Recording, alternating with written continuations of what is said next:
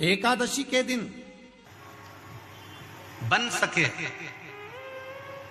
एक बेलपत्र, उस बेलपत्र के मध्य भाग में बीच वाली पत्ती पर लाल चंदन और दोनों पत्तियों पर पीला चंदन, नीचे वाली दोनों पत्तियों पर पीला चंदन, बीच वाली पत्ती पर लाल चंदन और दोनों पत्तियों पर पीला चंदन।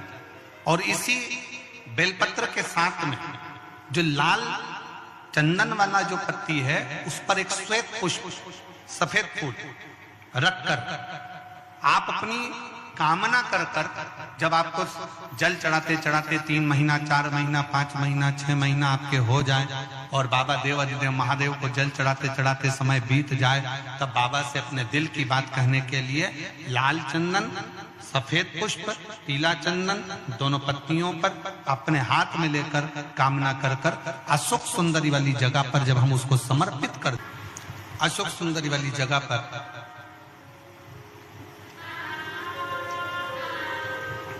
ये शिवलिंग जलाधारी और उसके सामने का जो भाग है उसके मध्य भाग में अशोक सुंदरी का स्थान। बस इसी स्थान पर बेलपत्र और श्वेत पुष्प, बीच वाली पत्ती पर लाल चंदन, आसपास की पत्तियों पर पीला चंदन और वो शिवलिंग की सम्मुख में जो अशोक सुंदरी का स्थान है वहां समर्पित कर। उस स्थान ये रोज नहीं करना, फिर ध्यान देना, कभी कभी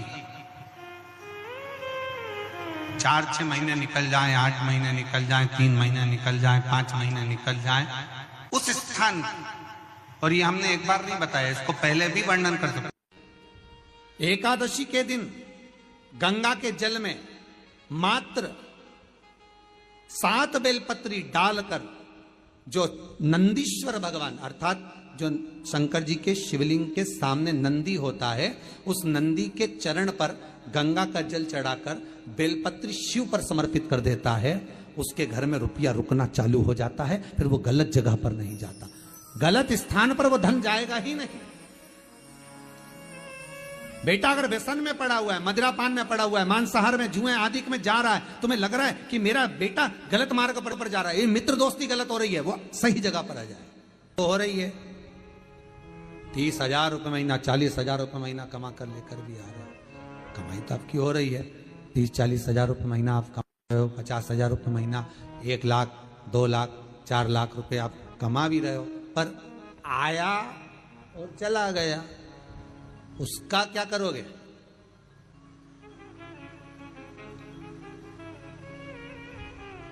उसका करना क्या है? बहुत सुंदर संवाद है, ध्यान दीजिएगा। जिसके घर में कमाने वाले 2-4 हैं, पैसा तो आ रहा है पर घर में टिक नहीं रहा, डॉक्टर में, पुलिस में, एक्सीडेंट आदि में, कहीं गलत जगह पर व्यसन में अगर पैसा जा रहा है, जुए में, मांसाहार, मदिरा पान, या कहीं आया पैसा, पैसा आने में कमी नहीं, आ रहा है पर टिक नहीं रहा, रुक नहीं रहा, कोई मांगने आ गया, दे दिया, फिर वहां से अपने पास नहीं आ रहा, अपन कह रहे भैया हमारा पैसा लौटा दो, नहीं आ रहा।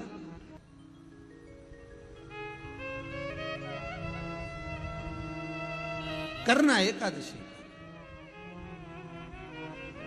कई लोग इसको धन के लिए भी करते हैं, संपदा के लिए, संपदा के लिए अर्थात जिसका व्यापार नहीं चलता, जिसके घर में पैसा नहीं आता, या नौकरी नहीं लग रही, या सर्विस नहीं लग रही, आप अप्लाई कर रहे हो, जगह जगह जाकर इंटरव्यू भी दे रहे हो और पैसा नहीं आता, तो उसके लिए भी प्रयास किया जाता है। पर उसके लिए यहां पर जो धन के लिए करते हैं, उसके लिए विष्णुपदी के लिए करते हैं। मतलब जैसे गंगा के जल में तुलसी के 11 पत्ते डाले जाते हैं। कितने पत्ते डालते हैं? 11 तुलसी के पत्ते डालते हैं, और उसको किसी भी नारायण के मंदिर में, राम कृष्ण शिव, शंकर नहीं, राम कृष्ण भगवान विष्णु, दत्त आदि जितने नारायण के मंदिर हैं, उस मंदिर में किसी भी पात्र में, एक छोटे से पात्र में उसको भरकर रखी आते हैं महाराज, उससे भी जॉब, सर्विस, नौकरी में सफलता प्राप्त हो जाती है। परंतु वो भी एकादशी को ही होता है। कुछ देर तक पात्र को रखा जाता है, फिर वही पात्र का जल किसी भी वृक्ष के नीचे डाल दिया जाता है, उससे भी नौकरी के लिए फायदा मिलता है। गंगा का जल कोई साधारण नहीं। पैसा, धन ज्यादा आने लगे तो पत्नी को कहना चाहिए कि देखो थोड़ा बहुत मेरा मन है, शिव महापुराण की कथा हो जाए या फिर कहीं सत्कर्म में लग जाए, कहीं ब्राह्मण भोज, साधु भोज, सन्यासी भोज, गुरु जन में, संत जन में, साधु जन में, तपस्वी जन में कहीं लग जाए। ये धर्म पत्नी, जहां धर्म जुड़ा हुआ हो वो धर्म। महाराज, कुछ तिथियां होती हैं जिन तिथियों में अगर आप रोज गंगा का जल शंकर को नहीं चढ़ा सकते तो शिव महापुराण कथा कहती है, स्कंद पुराण कहती है, विष्णु पुराण कहती है, गर्ग संहिता कहती है, गीता पुरुष गोरखपुर का कल्याण का गंगा अंक कहता है कि कुछ तिथियां भारत की भूमि पर ऐसी वर्णित है जिन तिथियों में भी गंगा का जल हम शिव को अगर एक बूंद भी समर्पित कर रहे हैं, गंगा का जल मात्र एक आधी चम्मच भी, आचमन जितना भी अगर हम शिव को समर्पित कर रहे हैं तो उसका सुख आनंदित है। जैसे पंचमी तिथि, नवमी तिथि, दशमी तिथि, एकादशी, प्रदोष, पूर्णिमा, अमावस्या, ये तिथियां हमारे यहां जो दी गई हैं, इन तिथियों में अगर हम गंगा का मात्र थोड़ा सा जल भी अगर जल के पात्र में डालकर गंगा जी का जल थोड़ा सा भी शिव के पास लेकर जा रहे हैं तो ये एक भाव अपने भीतर होना चाहिए कि आप केवल गंगा का जल साधारण शिव मंदिर में समर्पित नहीं कर रहे हो, आप गंगा का जल भले अपने घर से लेकर जा रहे हो और थोड़ा सा भी जल ले जाकर अगर शिव को समर्पित कर रहे हो तो तुम्हारे भीतर यह भाव होना चाहिए कि मैं गंगोत्री से जल भरकर सीधे रामेश्वर में ले जाकर गंगा के जल को समर्पित कर रही हूं। श्रावण के महीने में या अन्य महीने में आप शिव को समर्पित कर रहे हैं, यह आपके भीतर एक भाव उत्पन्न होना चाहिए। एक बात आपको कही थी गुरु महिमा में कि घर से जब निकला करो ना तो भगवान देव अधिदेव महादेव का नाम लेकर श्री शिवाय नमस्तुभ्यम। घर से जब निकलो, कोई कार्य के लिए जा रहे हो तो आप श्री शिवाय नमस्तुभ्यम का स्मरण कर कर जाइए। आप किसी काम के लिए आगे बढ़ रहे हो, श्री शिवाय नमस्तुभ्यम का स्मरण कर कर जाइए। जिस समय आपके मुख से श्री शिवाय नमस्तुभ्यम का स्मरण हो जाए या शिवलिंग का स्पर्श हो जाए या शंकर का अनुमोदन कर कर ओम नमः शिवाय बोलकर या राम बोलकर, कृष्ण बोलकर, शिव बोलकर, आपके भीतर जो रमा हुआ है, आप राम को मानते हैं आप राम को माने, हम मना नहीं करेंगे। आप कृष्ण को माने तो कृष्ण को माने, हम मना नहीं करेंगे। आपका दिल जिससे लगे,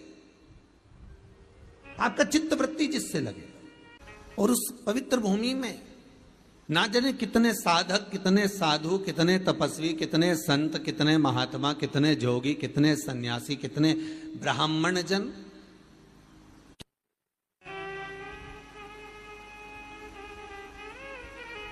पवित्र भूमि,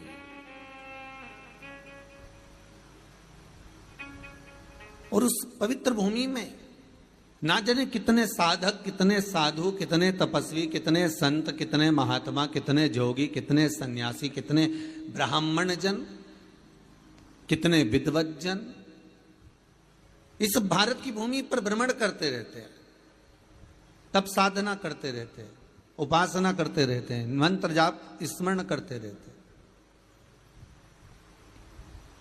और जब उनका मंत्र जाप का फल इस भूमि पर प्राप्त होता है तो यहाँ की जो रज है, यहाँ की जो धूल है, यहाँ की जो माटी है, वो सुख का अनुभव करा देती है, एक आनंद का अनुभव करा देती है।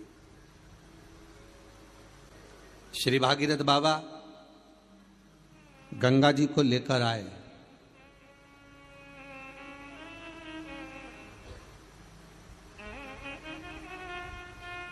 भागीरथ बाबा तो गंगा जी को लेकर आए 60,000 काकाओं के उद्धार के लिए, और वो गंगा भी बहती हुई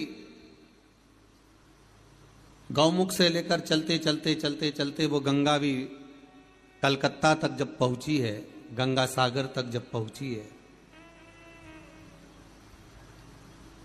तो उसके घाट पर, उसके तट पर, गंगा महारानी के किनारे पर जितने जितने भक्त, जितने साधु, जितने सन्यासी, जितने साधक, जितने उपासक, जितने जीव रह रहे हैं, ये गंगा उनका कल्याण कर रही है।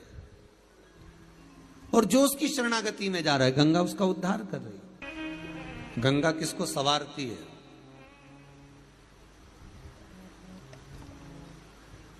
किसी ने कहा कि प्राण छूटे और गंगा जी में ले जाकर अस्थियों को छोड़ दो तो गंगा मोक्ष देती है।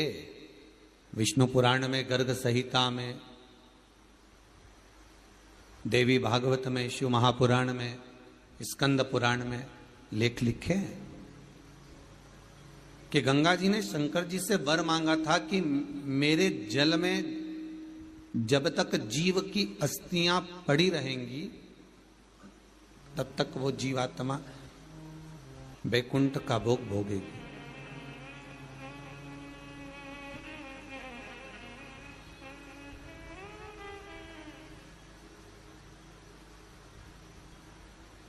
पर गंगा जी ने एक बात और कही है, शिव महापुराण में आपने श्रवण करा ना करा, पर एक बात और गंगा जी कह रही हैं कि मैं तार दूंगी, मैं पापी से पापी जीव का उद्धार कर दूंगी, मना नहीं है। वैसे भी तो भारत की भूमि तो पावन पावन नदियां सारी की सारी जितनी भी हैं ये भारत की भूमि पर है, ये भारत माता पर विराजमान, सारे के सारे पावन तीर्थ इस भारत की भूमि पर विराजमान है।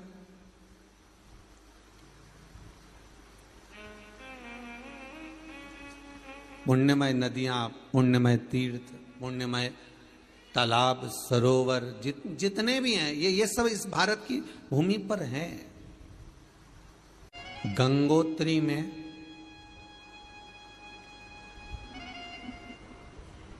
आप लोग गए होंगे, कई लोग गंगोत्री, बद्रीनाथ के जो 4 धाम हैं,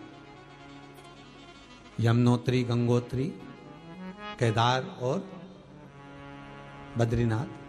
विष्णु पुराण में कहा 3 तरह से मरे हुए व्यक्ति की गति नहीं है, उसको मोक्ष नहीं है। पहला पानी में डूब कर मरा हुआ, दूसरा सर्प के डसे से मरा हुआ, तीसरा स्त्री के हाथ से, नारी के हाथ से मरा हुआ व्यक्ति, इसकी गति नहीं है, मोक्ष नहीं है इसमें। इनकी गति केवल एक है, वो है शिव महापुराण की कथा। अगर कोई पानी में डूबकर मर भी गया है तो उसके परिवार का, उसके कुल का व्यक्ति अगर एक बार शंकर की कथा भले यहां आकर ना सुने, टीवी के सामने भी बैठकर सुन रहा है। एकादशी के दिन शंकर भगवान को चावल का दाना चढ़ाना चाहिए कि नहीं चाहिए? किसी ने पूछा कि चावल का दाना एकादशी पर भगवान शंकर को चढ़ा सकते, चावल का दाना शंकर जी को चढ़ाते क्यों है, पहले तो वो समझ लें। बेलपत्री का तो महत्व आपको बार बार बताया कि बेलपत्री शिव जी को क्यों चढ़ाई जाती है, कहीं रोग के लिए, कहीं बीमारी के लिए, कहीं किस कार्य के लिए, कहीं कोई कार्य के लिए, कहीं कोई कार्य के लिए। चावल का दाना अगर हम शंकर भगवान को चढ़ा रहे तो क्यों चढ़ा रहे हैं, उसका कारण क्या है? चावल का दाना शिव को चढ़ाने का केवल एक कारण रहता है कि चावल को अक्षत कहते हैं। अक्षत का मतलब होता है अक्षय।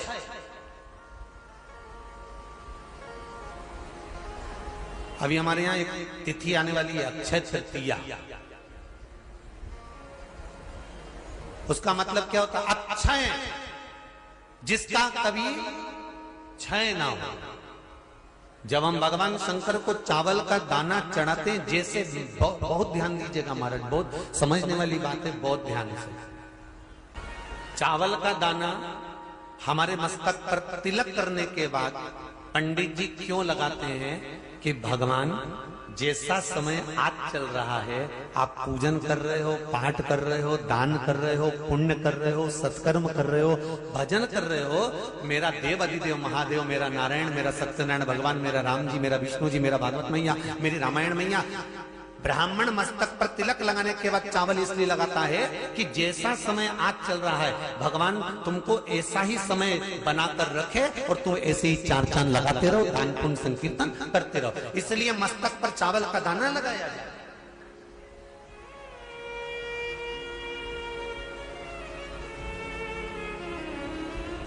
कोई मर जाता है,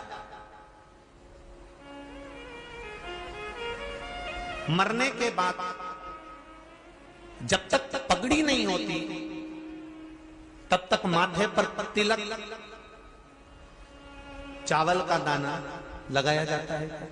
जम के बोलो जरा, नहीं लगाते। किसी पंडित जी से पूछो, ब्राह्मण देवता से पूछो, ब्राह्मण देवता ये कोई मर गया, और हमारा तो नियम है कि हम सिर पे तिलक लगाते हैं, चावल लगाते हैं, या पंडित जी से हम तिलक लगवाते हैं, मंदिर जाते हैं तो मंदिर में जाके तिलक लगवा के हम चावल का दाना लगवाते हैं। क्यों नहीं लगाते? उसका कारण क्या है? जब किसी के मरने के बाद 10 दिन तक, 12 दिन तक मस्तक पर तिलक क्यों नहीं लगाया जाता? 10-12 दिन तक माथे पर तिलक या चावल क्यों नहीं लगाया जाता? उसका कारण है कि ये जो समय आया है, तुम्हारे यहाँ जो गमी हुई है, तुम्हारे यहाँ कोई मर गया है, तुम्हारे यहाँ किसी के प्राण छूट गए हैं, तो ब्राह्मण इसलिए तिलक नहीं लगाता आपको, इसलिए चावल का दाना नहीं लगाता कि ऐसा दिन भगवान अब ना लाए, इसको अमर ना करे, इसको अक्षय ना करे, इसको प्रबल ना करे।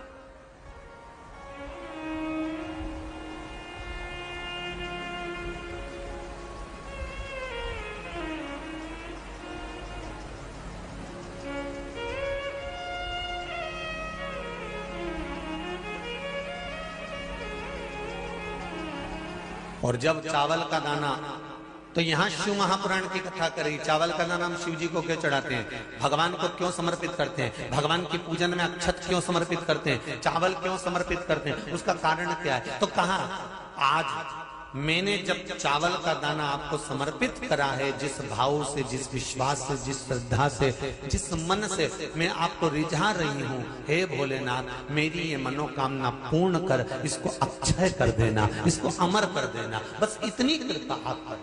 किसी ने पूछा एकादशी के दिन चावल चढ़ाए कि नहीं चढ़ाए, तो यहां तो सीधी सीधी बात है, बीमारी देखकर थोड़ी ना आती है कि नवरात्र चल रहे हैं कि सावन का सोमवार चल रहा है, बीमारी तो बीमारी। तुम चावल मत खाओ। तिरुपति कौन कौन गया, हाथ उठाओ, ठीक है। जगन्नाथ जी कौन कौन गया, हाथ उठाओ, हाँ ठीक है। द्वारका जी कौन कौन गया, हाथ उठाओ, ठीक है। बद्रीनाथ कौन कौन गया, हाथ उठाओ, ठीक है। एकादशी के दिन कभी तुम बद्रीनाथ चले जाओ, एकादशी के दिन तुम द्वारका चले जाओ, एकादशी के दिन तुम तिरुपति चले जाओ, एकादशी के दिन तुम जगन्नाथ चले जाओ, एकादशी के दिन तुम्हारी मर्जी पड़े भगवान के किसी धाम में चले जाओ और भगवान को भोग लगाओ और उनकी थाली को झांक कर देखना, उसमें चावल जरूर मिलेगा, उसमें ऐसा नहीं है कि चावल नहीं मिलेगा। बद्री नारायण में भगवान को चावल का भोग लगा हुआ मिलेगा, द्वारका में चावल का भोग लगा हुआ मिलेगा, आपको जगन्नाथ में चावल का भोग लगा हुआ मिलेगा, तिरुपति में मिलेगा, द्वारकाधीश में मिलेगा, नाथद्वारा में मिलेगा, सांवरिया सेठ में मिलेगा, काकरोली जी में मिलेगा। आप जहां जाओगे वहां पर एकादशी के दिन भगवान को चावल आएगा, क्योंकि भगवान के लिए परहेज नहीं है। जो काम में डूबा हुआ है, जो आसक्ति में डूबा हुआ है, जो लोभ में डूबा हुआ है, जो वासनाओं में डूबा हुआ है, जो तृष्णा में डूबा हुआ है, और जो माता के गर्भ से जन्म लिया, एकादशी के दिन चावल उसको नहीं खाना। अब हमारे यहां तो कहावत में कहते हैं, राम जी की जब स्तुति गाते हैं तो कहते हैं भय प्रगट, आती है आप लोगों को, एक लाइन तो आती होगी, गाओ जरा। भय प्रगट दीन कौशल्या। अब रामचरितमानस में कहा भय प्रगट कृपाला, प्रगट मतलब एकदम सामने आ गए। यहां लिखा है पेदा भय लाला। अगर तुलसीदास जी लिखते तो जन्म लिया होता राम जी ने, तो तुलसीदास बाबा लिख देते कि पैदा भय, माता के गर्भ से इनका जन्म। नहीं नहीं नहीं, यहाँ कहा भय प्रगट कृपाला दीन कौशल्या। यहाँ प्रगट भय। एकादशी के माता पिता कौन है? सबसे पहले एकादशी का व्रत किसने रखा था?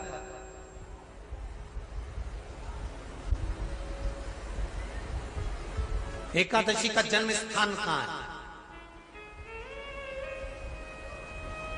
दुनिया के लोग बहुत प्रश्न करते हैं, राम जी अयोध्या में हुए थे, भगवान कृष्ण मथुरा में हुए थे, तो एकादशी कहां हुई थी? तो उसको बताना तो पड़ेगा कहां हुई थी।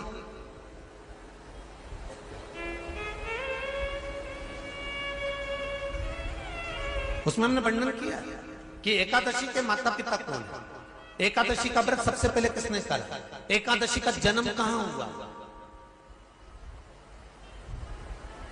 एकादशी को क्यों चावल नहीं खाते, एकादशी के दूसरे दिन चावल का दाना खाना क्यों जरूरी है।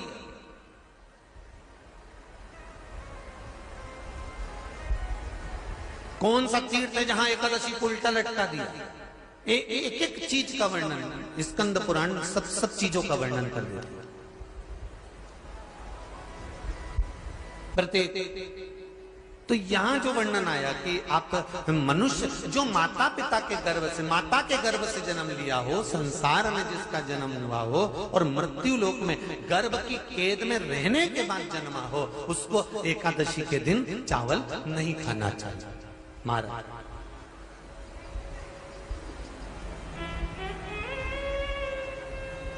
पर यहां शास्त्र ये नहीं कहता कि भगवान को चावल नहीं चढ़ाना चाहिए। यहाँ शास्त्र कहता है आप शिव जी को चाहे एकादशी हो, चाहे द्वादशी हो, चाहे प्रदोष हो, चाहे पूर्णिमा हो, चाहे अमावस्या हो, चावल का दाना आप भगवान शिव को समर्पित कर सकते हो। और ज्यादा नहीं, शंकर कभी ये नहीं कहते कि मुझे बहुत सारा चढ़ा। शंकर जी की कथा कहती है कितना, मात्र एक चावल का दाना। हम तो उनसे भी कहेंगे जो लोग कहते हैं ना कि हम आज हमारा सावन का महीना है तो आज हमें भगवान को 1.25 लाख बेलपत्र चढ़ाएंगे, तो कोई कहता हम 1000 बेलपत्र चढ़ाएंगे, तो कोई के हम 5000 चढ़ाएंगे, कोई के हम 50,000 चढ़ाएंगे। मेरा निवेदन केवल इतना है, तुम तो एक चढ़ा। और ये भी जरूरी नहीं है एक बेलपत्र भी कब चढ़ाई जाती है शंकर भगवान को, जब तुमने किसी एक बेलपत्र का पेड़ लगाया होगा और वो पेड़ बड़ा हो गया होगा, तब तुम हकदार बनते हो कि किसी के पेड़ की बेलपत्र तोड़कर शिव को चढ़ाई जाए। मान लो कोई व्यापार, कोई दुकान, कोई फैक्ट्री आपकी ठीक नहीं चल रही है, आप ठेला लगा रहे हो, सब्जी की दुकान लगा रहे हो, कोई दुकान खोल कर बैठे हो, कोई फैक्ट्री लगा कर बैठे हो, कोई व्यापार कर रहे हो और उस व्यापार में तुम्हें आनंद नहीं आ रहा, बहुत तकलीफ चल रही है, बहुत तकलीफ, सब कुछ करके देख लिया पर वो तकलीफ मिटी नहीं रही। तो थोड़े दिन, थोड़े समय किसी भी शंकर के मंदिर में बटकेश्वर महादेव के नाम से एक बेलपत्र चढ़ाने का तरीका जरा समझ लेंगे। आप अगर जिस दिशा में खड़े हो, अगर आप शंकर के शिवलिंग के इधर हो तो बेलपत्री का डंडी का मुख आपकी ओर होना चाहिए। आप इधर हो तो डंडी का मुख उधर हो, आप उधर हो तो डंडी का मुख उधर हो, आप इधर हैं तो डंडी का मुख इधर हो। बटकेश्वर महादेव के नाम से शंकर जी के मंदिर में एक बेलपत्री पर डंडी का मुख अपनी ओर होना चाहिए। जो डंडी है इसका मुख अपनी ओर। बटकेश्वर महादेव के नाम से एक बेलपत्र शंकर भगवान को समर्पित करो बटकेश्वर महादेव के नाम से। और बेलपत्र चढ़ाने के बाद में जो लोटे वो 7 बार, लोटे का जल 7 बार से मतलब है अलग से लोटा भरना नहीं है, 7 बार उसी लोटे का जल जब बेलपत्र डंडी समेत समर्पित कर दें, 7 बार उस लोटे के जल को 7 बार बटकेश्वर महादेव का नाम लेकर अपनी मन की कामना कर कर बाबा से विनती करते हुए कि बाबा मेरी ये छोटी सी अर्ज स्वीकार करते, 7 बार उस जल को चढ़ाओ। लगातार कम से कम आप 15 से 20 दिन तक लगातार बटकेश्वर महादेव के नाम से चढ़ाओगे। ऐसी कोई दुकान और फैक्ट्री नहीं तो चले नहीं और आगे बढ़े नहीं और काम सुलझे। बटकेश्वर महादेव, भगवान शंकर का ये नाम, भगवान शिव का ये स्तुति, भगवान शंकर का ये नाम बटकेश्वर महादेव। स्वयं भगवान शंकर ब्रह्मा जी का जब सिर कटकर बड़का पेड़ बन जाता है और उस पेड़ के नीचे, वृक्ष के नीचे शंकर भगवान विराजमान हो जाते हैं, शिव जी उसके नीचे विराजमान हो जाते हैं, उसी का नाम बटकेश्वर महादेव पड़ा। बटकेश्वर